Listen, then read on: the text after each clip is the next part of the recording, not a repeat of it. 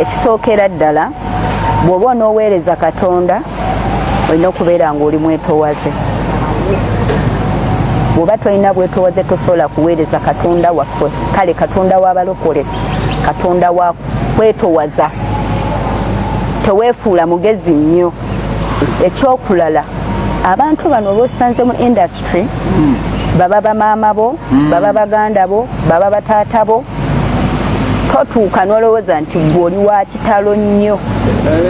Ate bwe ndowooza nti nze mbayiseeko abantu banjagadde nze ne feva yange. Buli muntu Katonda yamuwa. Ffenna ekintu kye ntegedde mu lugendo luno olw'obulokozi oba mu lugendo luno olw'okuweereza Katonda, ffenna Katonda yatuwa mu ngeri ey'enjawulo. Olina ky'olina kye sirina. Oyinza okubanga nti gwe oyimba kusinza nga nze nyimba bandi, naye ffenna Katonda yatuyita mu kuyitibwa okw'enjawulo. Kati abayimbi abaze mu myaka 5 oba abakyajja, ekisookera ddala olina okubeera omwetoowaze. Ekyokulala, olina okubeera ngu ekyo Katonda kyakuwadde ng'okikuuma nga giraasi. Lwaki? Badde Bayibuli egamba nti Katonda bw'agaba teyejjusa. Munaye osobola okubeera ng'oyimba by'oyimba nga bikalu, ng'oyambuddwa.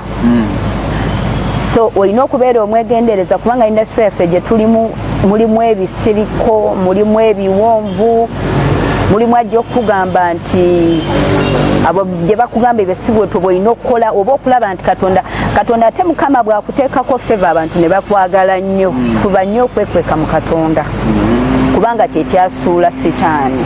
Bw'oba toli mu kuyimba kuweereza okola ki? Ndi mukyala eyeekolera emirimu gy'okutunda ebintu by'abakyala n'abaami eby'omunda oba undergarments.